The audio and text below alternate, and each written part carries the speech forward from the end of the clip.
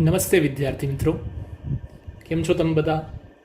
આશા રાખું છું કે બધા એકદમ પરફેક્ટલી ફિટ અને ફાઇન હશો.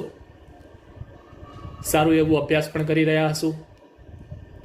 આજકાલ તમારી એક નાનકડી યુનિટ ટેસ્ટ એટલે કે એકમ કસોટી પણ શરૂ થઈ છે અથવા શરૂ થઈ રહેવા જઈ છે.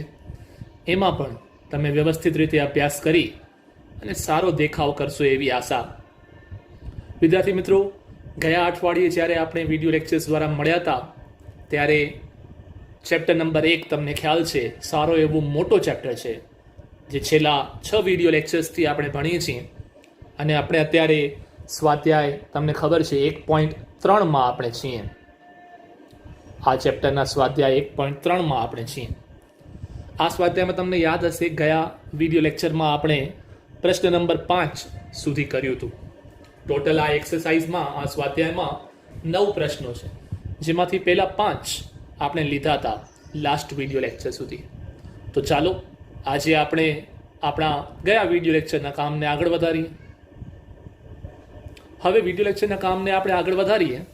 એક વસ્તુ હું કહેવા માંગીશ, બધા જ પ્રકરણમાં ઘણી બધી એક્સરસાઇઝમાં એટલે કે ઘણા બધા સ્વાધ્યાયમાં એવા ઘણા બધા પ્રશ્નો આપેલા હશે જે માત્ર પ્રવૃત્તિ પ્રકારના પ્રશ્નો હશે. મતલબ કે જે सम्स કે દાખલા નહીં હોય, કે જેમની કોઈ વધારે પડતી ચેપ્ટરમાં જરૂરત નહીં હોય. તો એવા પ્રશ્નો જ્યાં પણ આવશે એને આપણે અત્યારે લેશું નહીં, કેમ કે પ્રવૃત્તિ બેઝડ ક્વેશ્ચન્સ હશે. તો જ્યારે પણ આપણે શાળામાં મળશું ત્યારે જે પણ એસાઇનમેન્ટ કે પ્રોજેક્ટ કે કરવાના હશે એમાં એને કવર કરશું આપણે. એટલે પ્રવૃત્તિ પ્રકારના પ્રશ્નો આ પ્રકારે વિડીયો લેક્ચરમાં નહીં, અને જ્યારે પ્રોજેક્ટ બેઝ વસ્તુ આવશે ત્યારે એમાં કરશું. એટલે વચ્ચે વચ્ચે જ્યારે પણ એવા પ્રશ્નો આવતા આવશે ત્યારે હું તમને કહેતો આવીશ કે આ પ્રશ્ન આપણે અત્યારે અહીં નથી કરવાના. આ એટલા માટે અત્યારે કહું છું કેમ કે ગયા વખતે 5 પ્રશ્નો કર્યા હતા આ એક્સરસાઇઝમાંથી. તો જે છઠ્ઠો પ્રશ્ન છે આ એક્સરસાઇઝનો એ આ પ્રકારનો છે, પ્રવૃત્તિ પ્રકારનો. એટલે એ છઠ્ઠો પ્રશ્ન આપણે ન કરતા આજે આપણે સીધી શરૂઆત કરશું પ્રશ્ન નંબર 7થી. બરાબર? તો પ્રશ્ન નંબર 7 હું વાંચું છું. તમારી પાસે પાઠ્યપુસ્તક હશે જ, તો તમે પણ એમાં પ્રશ્ન વાંચજો મારી સાથે. જેની દશાંશ અભિવ્યક્તિ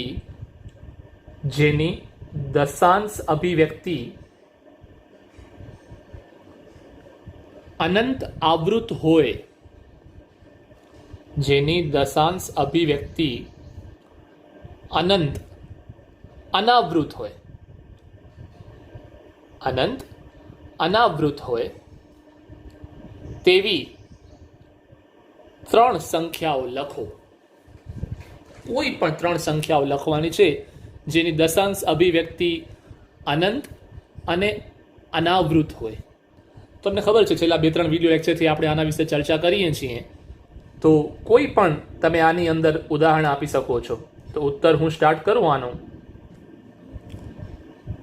તો આમાં કોઈ ફિક્સ આન્સર ન હોય. આમાં કોઈ પણ વિદ્યાર્થી કોઈ પણ પોતાના હિસાબે સંખ્યાઓ લખી શકે છે. તો હું લખું 3 સંખ્યાઓ. સૌથી પહેલી હું લખું છું, એક તો દશાંશ લખવાની છે એટલે કે પોઈન્ટવાળી, અનંત લખવાની છે એટલે પાછળ ડોટ ડોટ ડોટ હોવા જોઈએ, અને અનાવૃત લખવાની છે એટલે કે કાંઈ રિપીટ ન થવું જોઈએ. ટૂંકમાં અસમય સંખ્યાઓ લખવાની છે. તો કોઈ પણ લખો. 1.23146 7 5 6 3 1 કેટલાય પણ આંકડા લખો. તમે જુઓ, તમે જોઈ શકો છો આ અનંત પણ છે, દશાંશ સંખ્યા પણ છે, અને અહીં કશું પણ રિપીટ નથી થતું આખો ગ્રુપ. એટલા માટે આ થઈ ગઈ અનંત અનાવૃત. એવી રીતે જ બીજી કોઈ પણ લખી શકો છો. આમાં કોઈ ફિક્સ પેટર્ન નથી. 167.6153892 ... આ થઈ ગઈ બીજી. ત્રીજી લખવી હોય તો 0.01001012345 તમે જોઈ શકો છો આમાં કોઈ પર્ટિક્યુલર એવા ગ્રુપ ઓફ સંખ્યાઓ નથી, સંખ્યાઓનો જૂથ નથી એવો જે રિપીટ થતો હોય. તો થઈ ગઈ બસ આ 3 સંખ્યાઓ.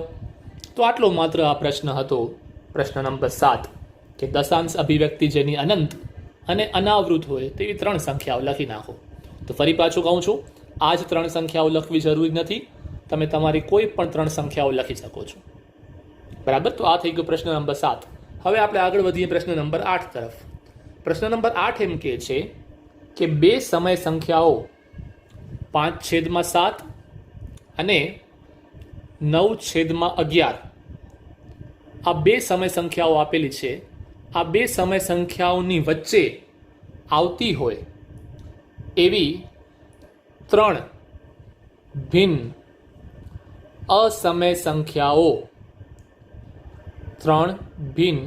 અસમય સંખ્યાઓ શોધો. તો મિત્રો આ ઉપરનો જે પ્રશ્ન હતો એવો જ પ્રશ્ન છે. અહીંયા શું લખ્યું હતું? દશાંશ અભિવ્યક્તિ અનંત અનાવૃત. તો જે પોઈન્ટવાળા નંબર અનંત પણ હોય અનાવૃત પણ હોય તો મેં તમને કીધું ને એમને જ તો કહેવાય અસમય સંખ્યાઓ. તો આ 7મા પ્રશ્નમાં પણ 3 અસમય સંખ્યાઓ લખવાની હતી. 8મા પ્રશ્નમાં પણ 3 અસમય સંખ્યાઓ લખવાની છે. પણ માત્ર ફરક એટલો છે કે અહીંયા તમને મજા આવે તે 3 અસમય સંખ્યાઓ લખવાની હતી અને અહીંયા મજા આવે તે નહીં. 5/7 અને 9/11 આ બંનેની વચ્ચે જે આવતી હોય એવી આવી પોઈન્ટવાળી 3 અસમય સંખ્યાઓ લખવાની છે. હવે આવું જ્યારે પણ કહેવામાં આવે ત્યારે થોડુંક વિચારવું પડે, કેમ કે આમાં તો મરજી પડે એ લખવાનું હતું. આમાં તો આ બંનેની વચ્ચે જ આવવી જોઈએ. હવે માની લો કે હું આ જ 3 સંખ્યાઓ અહીં લખી નાખું જવાબમાં, તો હું થોડો શ્યોર છું કે આ 3 આ બંનેની વચ્ચે આવતી જ હશે. તો કોઈ પણ બે નંબરની વચ્ચે આવનારી સંખ્યાઓ શોધવી હોય ત્યારે પહેલે તો એ બે નંબર પોતે પોઈન્ટમાં કયા છે એ તમારે શોધી કાઢવું પડે કે 5/7 એટલે પોઈન્ટમાં ફેરવો ભાગાકાર કરીને તો કેટલું આવે છે, અને 9/11 એને ભાગાકાર કરીને પોઈન્ટમાં ફેરવો તો કેટલું આવે છે. આ બે વસ્તુ તમને ખબર પડી જાય ત્યારે તમે એની વચ્ચેની 3 કે 30 કે 300 જેટલી સંખ્યાઓ પૂછે એટલી લખી શકો છો. તો સૌથી પહેલું કામ આપણું અહીંયા રહેશે 5/7 નો ભાગાકાર કરવો. તો 5/7 નો ભાગાકાર શરૂ કરીએ ફટાફટ, તમને આવડતું જ હશે. સૌથી પહેલે ભાગ નહીં ચાલે એટલે 0, શેષ બચશે 5, પોઈન્ટ પછીના 0 હવે નીચે આવવાનું શરૂ થશે એટલે અહીં થશે 50. તો 7 7 49, બાકી શેષ બચશે 1, 0 નીચે આવશે તો 10, 7 1 7, શેષ બચશે 3, 30, 7 ચોક 28, શેષ બચશે 2 તો થશે 20, 7 દુ 14, શેષ બચશે 6, 60, 7 8 56, શેષ બચશે 4, 40, 7 50 35, શેષ બચશે 5, 50, 7 7 49. તમે કહેશો કે સર ક્યાં સુધી આ કરતા રહેવાનું છે? બસ હવે થઈ ગયું પૂરું. શું કામ થઈ ગયું પૂરું? કેમ કે મને ખબર પડી ગઈ કે 5/7 નો જવાબ હવે રિપીટ થશે. જો અહીંયા 50 ને 49 હતું તો એ ઉપર પણ આવી ગયું છે, એટલે હવે આવી જ બધી વસ્તુઓ નીચે રિપીટ થશે. તો આ 7 જે છે ને અહીંયા આવ્યો તો એ હવે પછી કયો આવશે? નેક્સ્ટ 1 આવશે, 4 આવશે, 2 આવશે, 8 આવશે. એટલે 5/7 નો જવાબ લખવો હોય તો એ લખાય 0.714285. આટલાની ઉપર 12 બનાવી દેવાય કે આટલી સંખ્યાઓ વારંવાર રિપીટ થશે. ડોટ ડોટ ડોટ ચાલુ રહે અહીંયા. તો આ થઈ ગયો એક ભાગાકાર પૂરો. હવે બીજો ભાગાકાર કે 9/11 નો આન્સર કેટલો આવે છે તો કરીએ. 9 ને 11 વડે ભાગાકાર કરીએ તો 9 ને 11 વડે હું ભાગું છું. શરૂઆત કરીએ 9 ને 11 વડે ભાગવાની. તો સૌથી પહેલું તો વળી પાછો ભાગ નહીં ચાલે એટલે 0 આવશે તો 9, પોઈન્ટ પછીનો 0 નીચે ઉતરશે તો 90 થશે. તો 11 8 88, 2 બચશે શેષ તો અહીંયા થશે 20. તો 11 1 11, 9 બચશે શેષ તો 90. તો 11 8 88, વળી પાછી 2 શેષ બચશે તો 0. તો 11 1 11, તમે જોઈ શકો છો વળી પાછી 9 શેષ બચશે. એટલે અહીંયા હવે 818181 આવી રીતે રિપીટ થશે. એટલે 9/11 નો કોઈએ જવાબ લખવો હોય તો પોઈન્ટમાં 0.818181 એવી રીતે ચાલતું રહે, એટલે કે 0.8112. તો આ થઈ ગઈ બંને સંખ્યાઓ પોઈન્ટમાં આપણે ફેરવી નાખી. શું કામ ફેરવી બંને સંખ્યાઓને પોઈન્ટમાં? કેમ કે આપણે આ બંને સંખ્યાઓ વચ્ચે આવનારી 3 અસમય સંખ્યાઓ એટલે કે પોઈન્ટવાળી, ડોટ ડોટ ડોટ અનંતવાળી અને કાંઈ રિપીટ ના થતું હોય એવી લખવાની છે. તો હવે આપણે કહી શકીએ કે આ બંનેની વચ્ચે કઈ આવશે. તમે જ્યાં ધ્યાનથી જુઓ શોર્ટમાં બે આંકડા તમે કમ્પેર કરો તો આ 0.71 છે, 0.71 જેવું, અને આ 0.81 છે. 0.71 અને 0.81 બે આંકડા કમ્પેર કરીએ છીએ, કેમ કે ત્રીજો આંકડો તો અહીંયા છે નહીં. તો હવે આ બંને સંખ્યાઓ 5/7 અને 9/11 એના વચ્ચેની ત્રણ સંખ્યાઓ લખવી, મતલબ 0.71 અને 0.81 એના વચ્ચેની ત્રણ સંખ્યાઓ લખવી. તો એના વચ્ચે તો મજા આવે એટલી આવી શકે. તો અહીંયા લખીએ છીએ કે ત્રણ સંખ્યાઓ કઈ થશે. તેથી હું લખું છું 5/7 અને 9/11 વચ્ચેની અસમય સંખ્યાઓ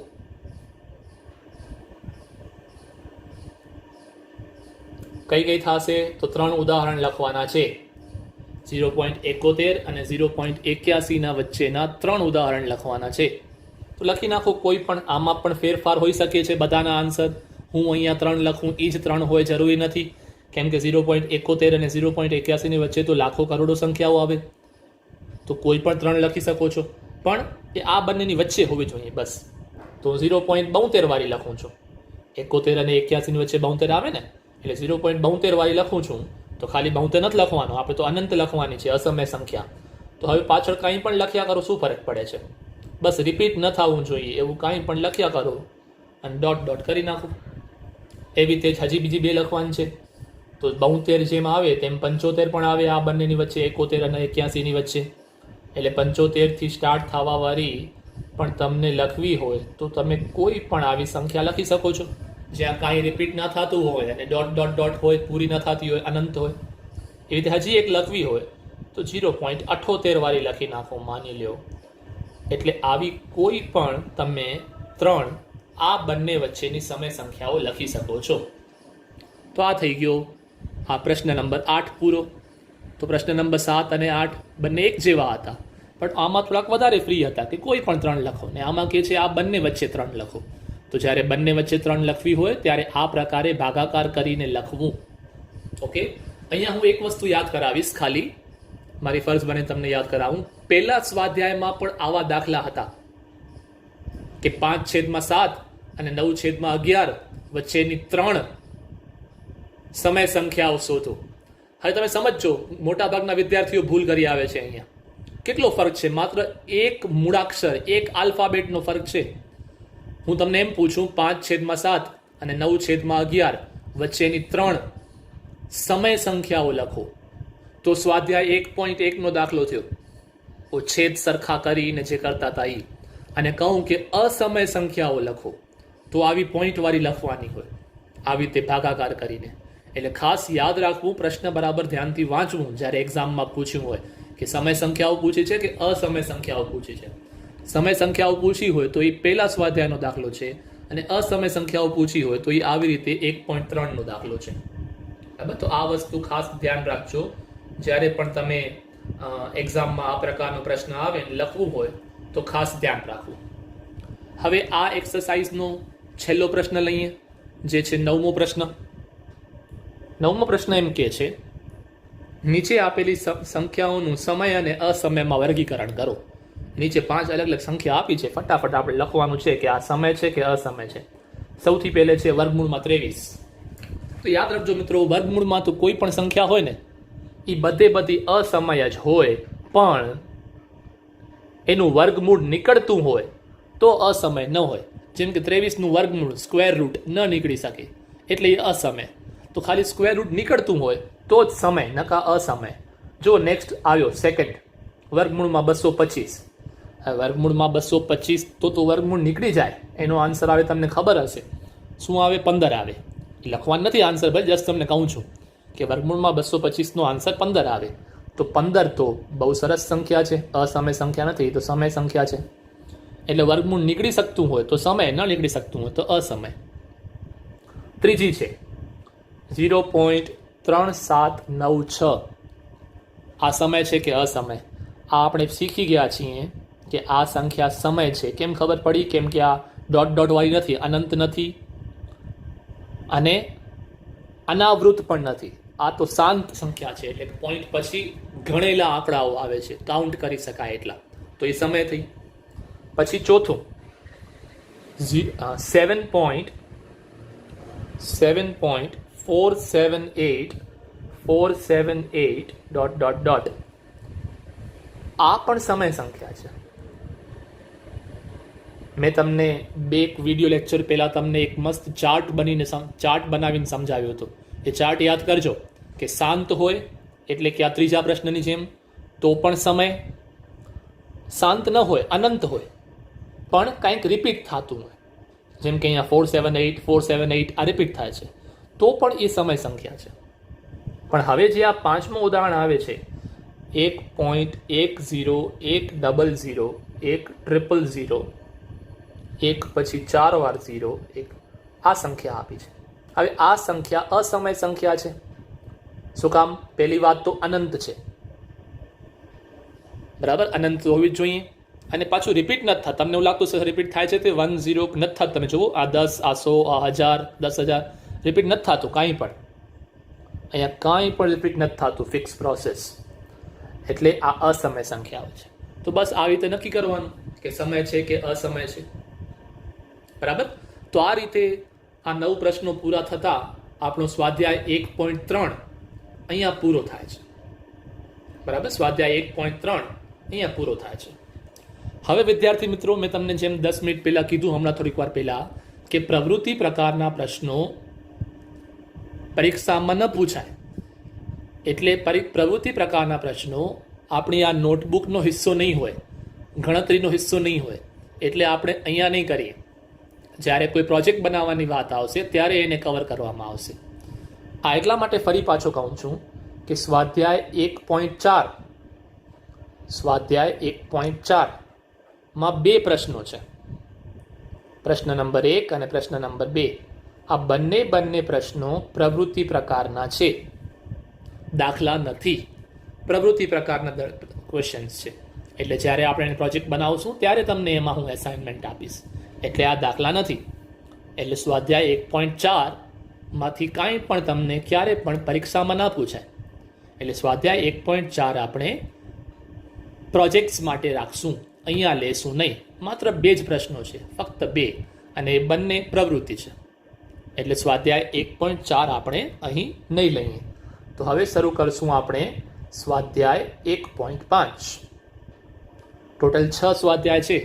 બહુ સારો એવું લાંબુ ચેપ્ટર છે, બરાબર. તો હવે આપણે સ્ટાર્ટ કરીશું સ્વાધ્યાય 1.5. સ્વાધ્યાય 1.5માં મિત્રો ટોટલ 5 પ્રશ્નો આપેલા છે. ખૂબ ઇમ્પોર્ટન્ટ પ્રશ્નો છે બધા. એ પ્રશ્નોમાંથી ઘણીવાર ઘણું બધું પૂછાતું હોય છે, બરાબર. તો 1 by 1 આપણે લઈએ આ 5 પ્રશ્નોને. એમાં પણ જો કોઈ પ્રવૃત્તિ પ્રકારનો આવશે તો એને આપણે સ્કીપ કરશું, બરાબર. એટલે હંમેશા માટે આ યાદ રાખજો, કોઈ પણ ચેપ્ટર હોય, કોઈ પણ સ્વાધ્યાય હોય, પ્રવૃત્તિ પ્રકારના પ્રશ્નો પરીક્ષામાં ના પૂછાય. એ હિસ્સો હોય જે આપણે બીજા એસાઇનમેન્ટ બનાવતા હોઈએ એનો. એટલે એવા જે પ્રશ્નો આવતો રહેશે એ હું તમને કહેતો આવીશ. એ ચાહે 9મું ધોરણ હોય, ચાહે 10મું ધોરણ હોય, કોઈ પણ ધોરણ હોય, બધામાં એ પ્રકારના પ્રશ્નો પરીક્ષામાં ના પૂછાય. ઓકે, ચાલો 5 પ્રશ્નોમાંથી પહેલો પ્રશ્ન લઈ લઈએ આપણે. સૌથી પહેલો પ્રશ્ન વળી પાછો જે આ ઉપર હતો ને 1.3નો છેલ્લો પ્રશ્ન, એવો ને એવો જ છે. વર્ગીકરણ કરો, સમય સંખ્યાઓ કઈ અને અસમય સંખ્યાઓ કઈ. વર્ગીકરણ કરો મતલબ ફરી પાછી નીચે 5 અલગ અલગ સંખ્યાઓ આપી છે, એમાંથી કઈ સમય સંખ્યાઓ અને કઈ અસમય સંખ્યાઓ, એમાં આપણે અલગ અલગ કરવાનું છે. સૌથી પહેલી આપી છે 2 - વર્ગમૂળમાં 5. હવે આનો જવાબ તો હું લખી નાખું છું અહીંયા અસમય, પણ જરાક ધ્યાનથી સમજાવું.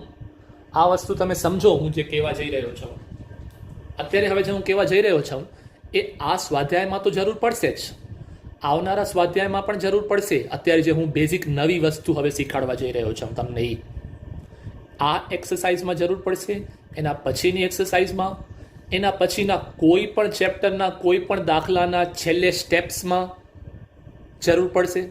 આવનાર 10, 11, 12 ધોરણમાં જરૂર પડશે. તમે કેમ નાના ધોરણમાં લસા લેતા શીખ્યા હો, LCM, તો શું તમે 3જી 4થીમાં જ્યારે LCM લેતા શીખ્યા હતા તો બસ શું તમને એલસીએમ ત્રીજી અને ચોથીમાં જ આવતું હતું? અત્યારે કોઈ એવા દાખલા નથી આવતા કે જ્યાં એલસીએમ લેવું પડતું હોય, લસા લેવું પડતું હોય? આવે છે. શું તમે નાના ધોરણમાં સરવાળા બાદબાકીને ગુણાકાર ભાગાકાર શીખ્યા હતા? એ શું ખાલી ઈ જ ધોરણ પૂરતા આવ્યા હતા? હવે કોઈમાં નથી આવતા? આવે જ છે ને. હમણાં તો કર્યા હતા આપણે 5/7 ને ભાગાકાર. એટલે અમુક બેઝિક વસ્તુઓ એવી હોય છે કોઈ પણ ચેપ્ટરમાં અને કોઈ પણ ધોરણમાં કામ આવે.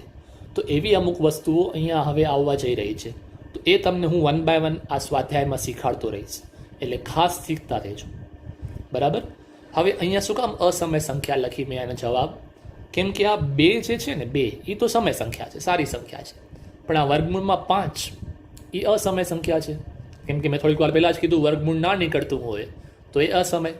તો બંનેમાંથી એક પણ જો અસમય હોય અને વચ્ચે સરવાળો હોય, ચાહે બાદબાકી હોય કે ગુણાકાર હોય કે ભાગાકાર હોય, જો આવી કોઈક વર્ગમૂળવાળી સંખ્યા રહી જતી હોય સરવાળો બાદબાકી ભાગાકાર ગુણાકાર કર્યા પછી, તો એ અસમય સંખ્યા જ હોય.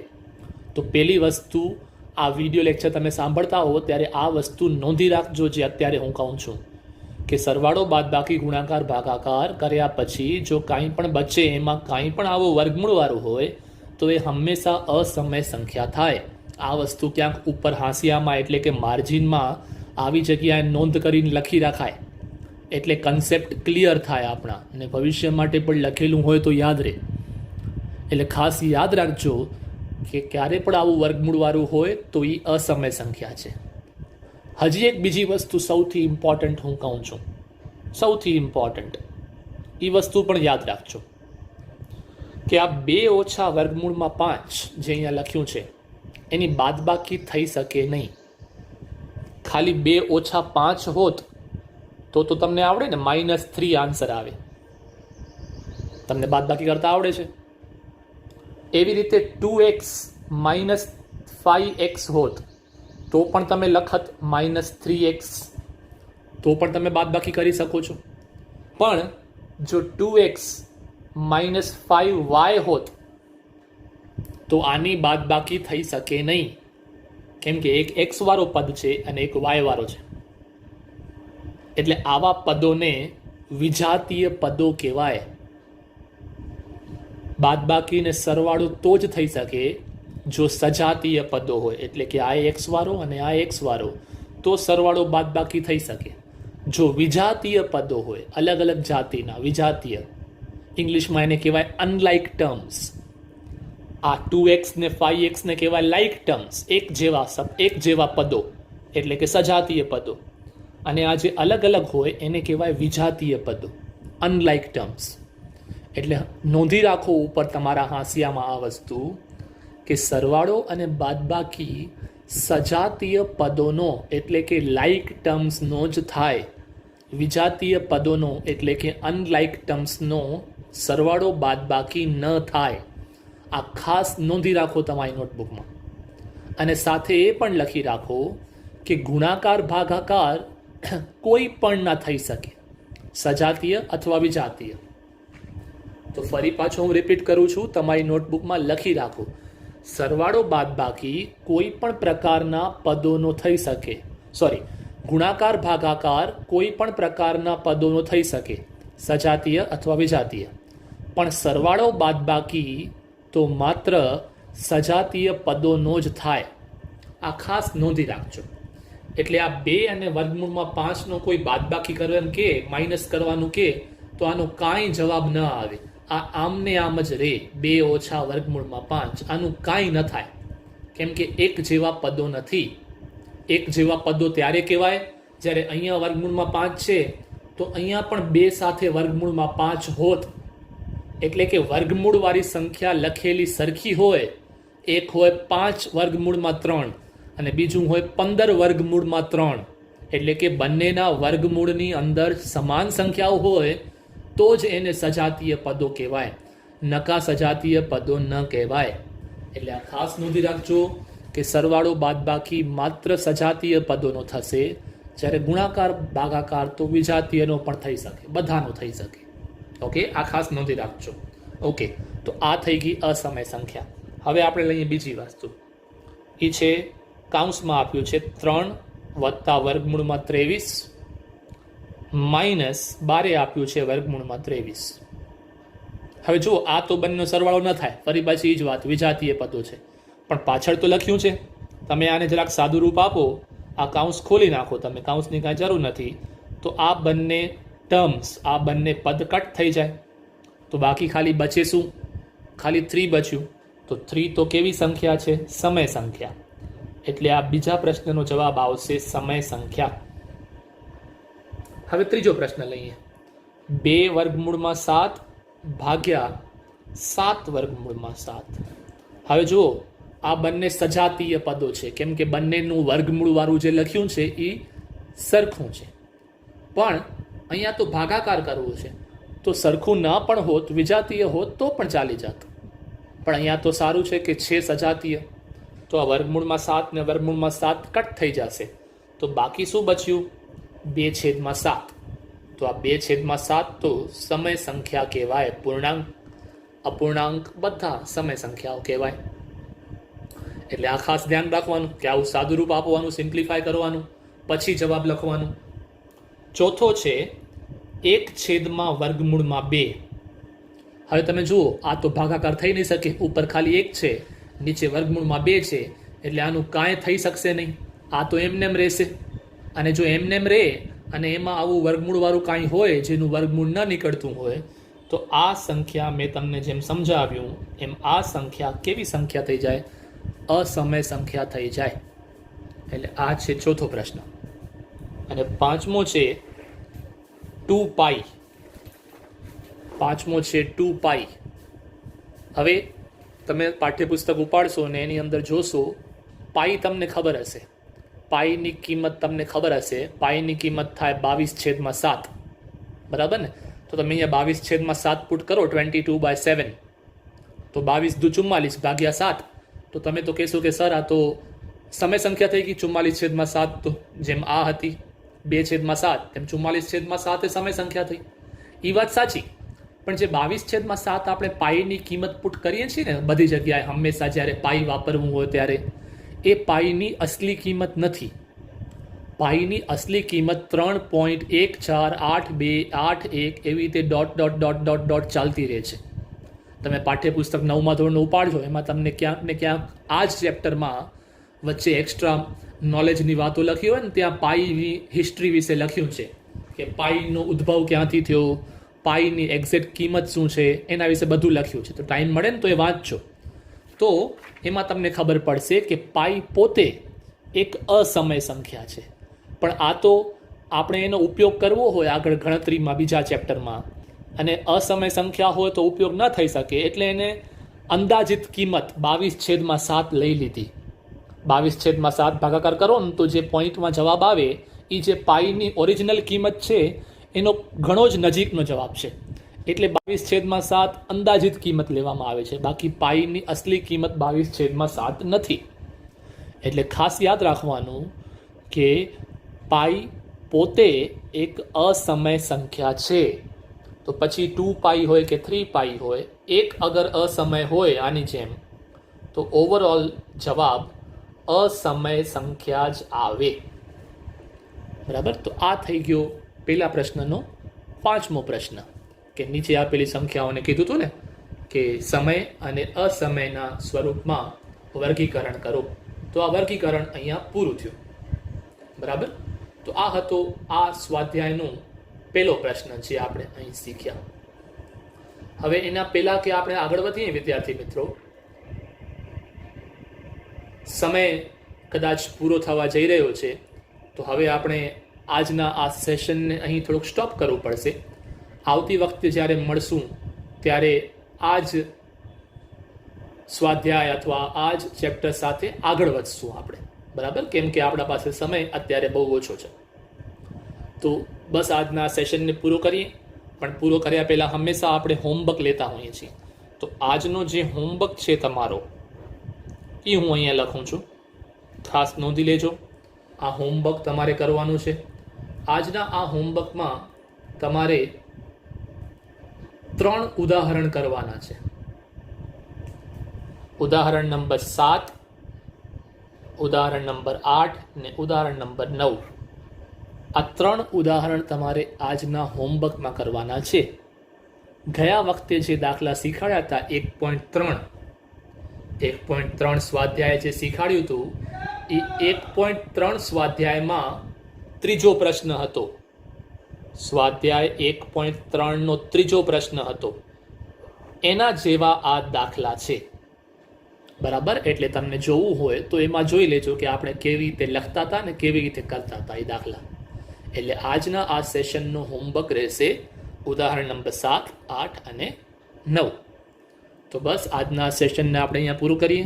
આવતા વખતે જ્યારે મળશું ત્યારે સ્વાધ્યાય 1.5 ને ફરી પાછો આપણે આગળ વધારશું અને કોશિશ કરશું કે એ સ્વાધ્યાય 1.5 આપણે પૂરું કરી લઈએ. બરાબર, તો ત્યાં સુધી બધાને thank you so much video lecture જોવા માટે. આવી રીતે જ બધા વિડીયો લેક્ચર જોતા રહેજો. સ્કૂલની જે યુટ્યુબ ચેનલ હોય એને સબસ્ક્રાઈબ કરતા રહેજો. અને હા, take care of your self because corona is still going on. Okay, so stay home, stay safe. Thank you and આવજો બધા.